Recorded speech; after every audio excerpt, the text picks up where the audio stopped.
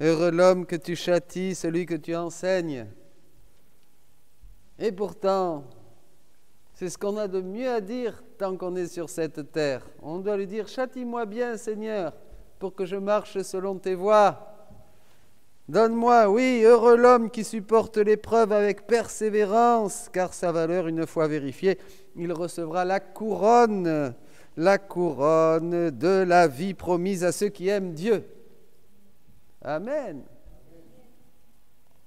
Et la Sainte Vierge, aujourd'hui que nous fêtons Sainte Bernadette, qu'est-ce qu'elle lui a dit? Je ne vous promets pas d'être heureuse en ce monde, mais dans l'autre. Nous, on voit d'un très mauvais œil. Aujourd'hui, je disais, aujourd'hui, bon Dieu, j'ai vu un ami en train de dépérir totalement. Dans la maladie. Et son épouse, difficile, bien sûr.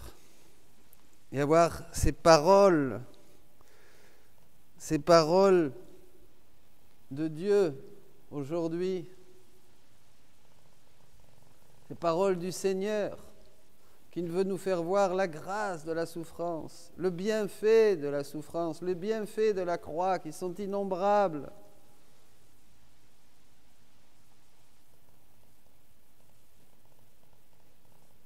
Nous regardons le monde d'une manière tellement matérialiste.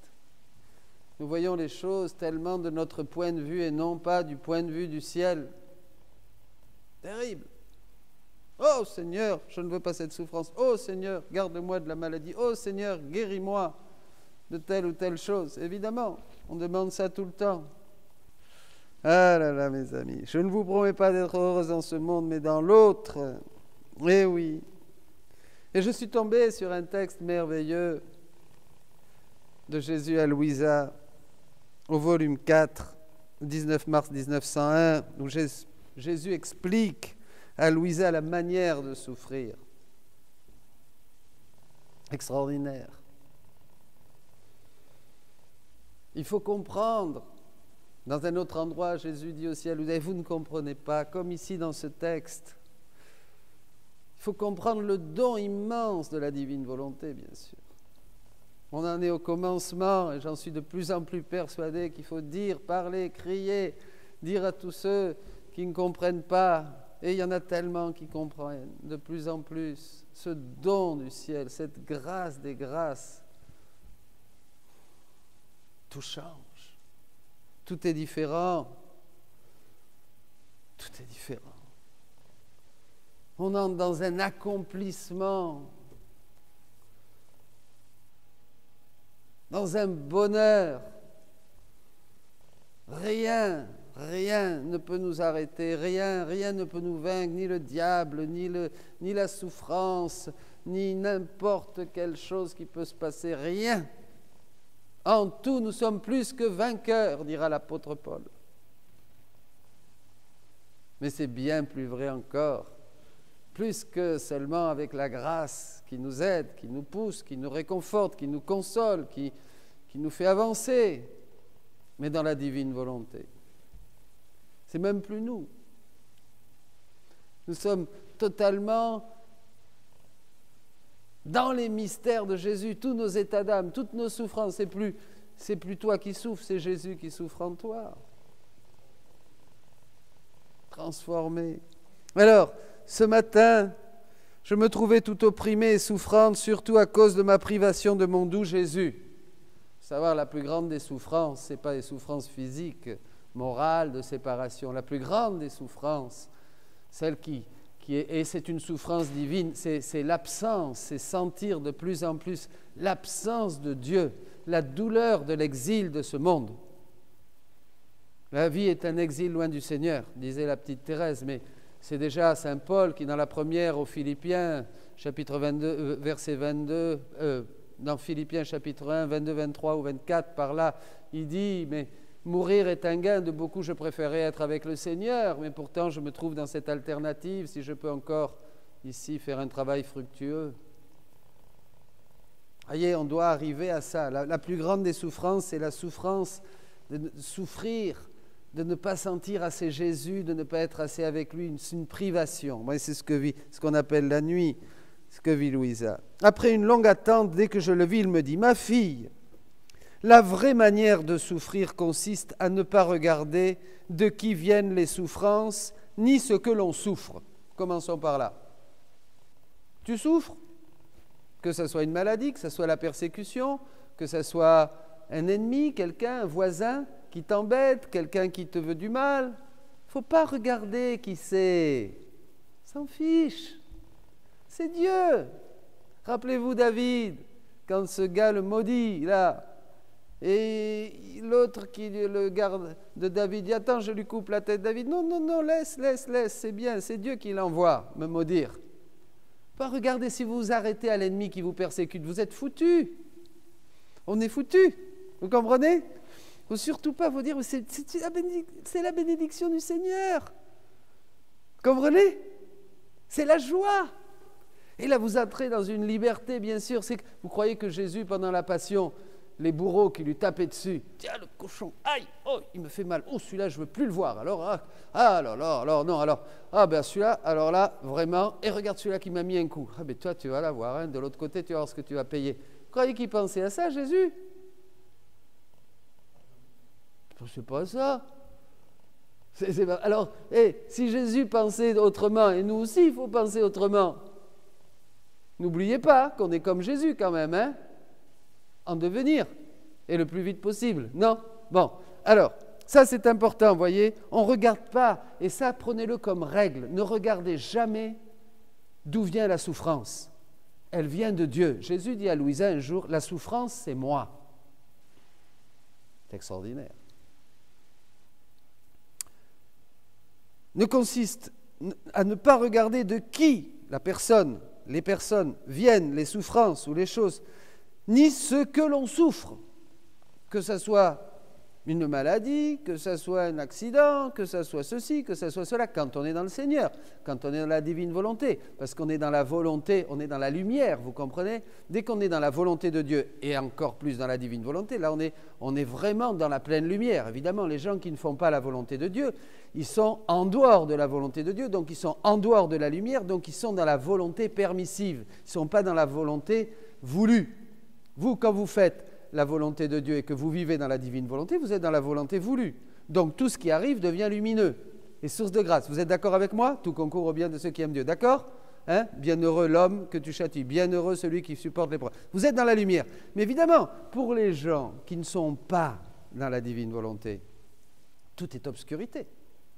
Ça, c'est très important, ce chose. Volonté voulue, volonté permissive. Ils sont dans la volonté permissive. Alors, ils ne comprennent pas les coups, les cancers, les maladies, les baffes, les persécutions, et tout ce qui se passe. Vous voyez, c'est affreux. Bon. Alors, il ne faut surtout pas regarder ça. Hein, Jésus dit, regardez ni de qui viennent les souffrances, ni ce que l'on souffre, mais à regarder le bien qui doit en résulter. Le bien qui doit en résulter. Vous me suivez ? C'est ça qui est extraordinaire. Toute souffrance est source de grâce, mais d'une grâce énorme. Ici, parce que ça nous dépouille, ça nous purifie, ça nous rend libres. Vous comprenez ? Ça nous rend libres. Ça nous rend libres. Le démon est sous nos pieds. Hein, et en plus, on grandit dans cet amour de Dieu. Et puis alors au ciel, n'en parlons pas. Bon, alors, c'est bien ça. Mais regardez le bien qui doit en résulter. Cela a été ma façon de souffrir, dit Jésus. Cela a été ma façon de souffrir. Je ne me suis pas arrêté ni au bourreau, ni aux souffrances, mais au bien que j'avais l'intention de faire par le moyen de ces souffrances.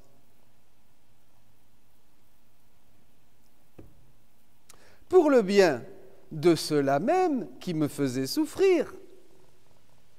Plus il lui tapait dessus, plus il lui faisait mal, plus il le flagellait, plus Jésus disait « Mais c'est pour vous, mes chéris, c'est pour vous, mes petits. » Il ne souffrait pas en regardant d'un mauvais œil ceux qui le frappaient, qui lui crachaient dessus, il souffrait pour leur donner toutes ces grâces qu'il recevait, Jésus. Ben oui, nous c'est pareil, bien sûr.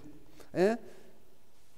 Et en admirant le bien qui devait en résulter pour les hommes, j'ai méprisé tout le reste. Tout le reste. C'est avec intrépidité que j'ai suivi le cours de mes souffrances. Ma fille, cette manière de faire est la façon la plus facile et la plus profitable de souffrir. Des souffrances, on en aura tous. Mais quand vous ne rentrez pas dans cette divine volonté, dans cette lumière, on souffre mal. Donc on souffre en souffrant 2 fois plus. C'est épouvantable, tout le monde doit souffrir de toute manière. Ça ne sert à rien. Si vous avez demain une maladie, un cancer, vous, dans la divine volonté, vous dites « Merci Seigneur, ça y est, mon heure est arrivée et je me prépare. Le Seigneur vous envoie la meilleure... » Mais oui, mais on n'a pas du tout cette manière de penser. « Oh là là, un cancer, quelle horreur !» Oh non, alors là, ça y est, c'est foutu, là, puis alors, oh là là là là là là, c'est la fin de la vie, mais vous vous rendez compte, c'est au contraire, c'est la bénédiction de Dieu. Dans la divine volonté, tu te prépares, ta course est raccourcie, tu gagnes en sainteté, tu te purifies, tu deviens un homme de prière, une femme de prière, et tu meurs comme celui qui a reçu sa carrière, ça y est, il a réussi, il est entré, il a été reçu. Avec une couronne. Mais vous comprenez, le Fils de Dieu s'est fait homme. Le Fils de Dieu est venu ici pour mourir sur le trône de la croix. Il nous montre le chemin pour que nous marchions sur ses traces, dit l'apôtre Pierre. Aujourd'hui, vous ne comprenez pas encore l'abondance dans ma divine volonté. Vous ne comprenez pas encore les 4000 hommes, les 5000 hommes. La multiplication des grâces et des bénédictions, il ne s'agit pas d'un événement historique d'ici 2000 ans que Jésus a fait son petit miracle, et puis évidemment, il était Fils de Dieu, multiplié pour 5000, 10 000, 100 000, mais c'est des millions et des millions, mais ce n'est pas des pains et des poissons. On veut beaucoup plus. Comprenez? Ça, c'est très, très, très important, mes amis. Non seulement pour souffrir avec patience, plus profitable de souffrir, c'est la manière la plus facile et la plus profitable. Non seulement pour souffrir avec patience, mais pour souffrir avec une âme courageuse et invincible. Quand on embrasse vraiment la souffrance, on dit « mais écoute, moi je prends tout ce qui vient ». Allez, des moments de tristesse, des moments de blues, des moments d'angoisse, des moments de séparation, des moments de problèmes avec les uns, avec les autres, d'incompréhension, des problèmes de hanches, des problèmes de rhumatisme, des problèmes d'yeux, des problèmes d'oreilles, des problèmes de cœur cardiaque, des tumeurs, tout ce que vous voulez, tout ce que tu veux, Seigneur, tout ce que tu veux. Je suis libre. Je suis libre. Ça, c'est être chrétien. La croix est le plus beau des cadeaux. Vous imaginez toutes les grâces que vous avez. Toutes les grâces, quelqu'un qui souffre avec amour, qui embrasse la croix avec amour, sa maladie, sa séparation, sa solitude. Mais vous imaginez les grâces qu'il a, celui-là.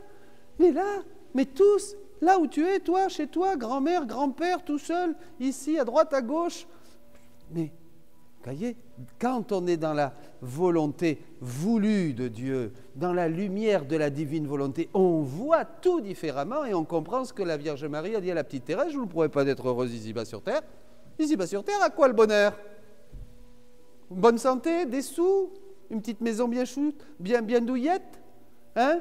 Et une bonne retraite à partir de 65 ans. C'est ça. La Vierge Marie lui dit la vérité, elle vient du ciel. Elle vient du ciel, elle dit des vérités du ciel. Je ne vous promets pas d'être heureuse ici. À quoi ça sert? Je vais vous perdre. Je vais vous perdre. Mais je te promets le bonheur dans l'autre monde. Ah oui, là, tu vas être heureuse. Et redire au Seigneur, j'accepte toutes les croix, toutes les souffrances, comme une bénédiction, comme une grâce de ta providence. Je suis là. Tu m'as donné un corps, dit le Christ en entrant dans le monde, dit la lettre aux Hébreux. Tu n'as voulu ni holocauste, ni sacrifice. C'est fini tout ça. Maintenant, tu m'as donné un corps. Me voici pour faire ta volonté. Fais avec ce corps ce que tu veux, fais avec cette âme ce que tu veux, fais avec mon esprit ce que tu veux. Je suis à toi, je suis une hostie, je suis une âme victime. Alléluia! Et là, vous entrez dans l'effusion du Saint-Esprit. Une âme victime, dit Jésus à Louisa, c'est un nouveau baptême. C'est un nouveau baptême, une nouvelle effusion du Saint-Esprit, beaucoup plus puissante que le baptême. C'est un nouveau baptême. Alors, on fait ce vœu à cette messe. Moi, je l'ai fait ce matin. Ce matin, j'ai dit ça au Seigneur. Alléluia. Quand j'ai vu, je suis sorti, j'ai vu mon ami tellement décomposé par le cancer. Et il est comme un agneau. Je vais porter la communion. Et là, ça y est, il est rentré dans l'acceptation. Ah oui, c'est beau. Voyez. Chaque minute, chaque instant de cette vie, chaque croix, chaque souffrance, chaque contradiction, chaque purification, chaque persécution, chaque obscurité, chaque moment d'abandon, tout ce qu'on peut vivre, tout est grâce, tout est grâce. Dans la divine volonté, c'est Jésus qui répète sa vie en nous. Rendez compte, vous sauvez des âmes, c'est des soleils et des soleils et des soleils et des soleils. Toute chose faite dans la divine volonté est un acte divin, donc ça se multiplie à l'infini. C'est extraordinaire. On est beaucoup plus que dans la grâce. Dans la grâce, bon, mais c'était héroïque. Mais là, maintenant, c'est des effusions de vie divine qui ébranlent le purgatoire, le ciel, l'enfer même. Ah, mes amis, que de grâce, que de bénédiction. Allez, faisons une belle ronde pour la petite Bernadette. Elle a bien mérité ça avec tout ce qu'elle a vécu. On prend la passion de Jésus, toute sa puissance, toute son infinité, et puis toutes ses souffrances, tout son sang et tout ça, et on lui donne, on fait un beau cadeau. Faites des cadeaux aux saints quand c'est leur fête. Maintenant, les choses ont changé. Plus les saints qui vous font des cadeaux, c'est vous qui faites des cadeaux dans la divine volonté aux saints. Ils ont attendu ça tellement longtemps. Merci quand même, Bernadette, pour nous avoir transmis. Elle dit, je ne viens pas là pour vous convaincre, je viens là pour vous dire ce que j'ai vu. Elle dit. Eh bien, nous, c'est pareil, dans la divine volonté. On n'est pas là pour convaincre les gens. Nous disons ce que nous voyons.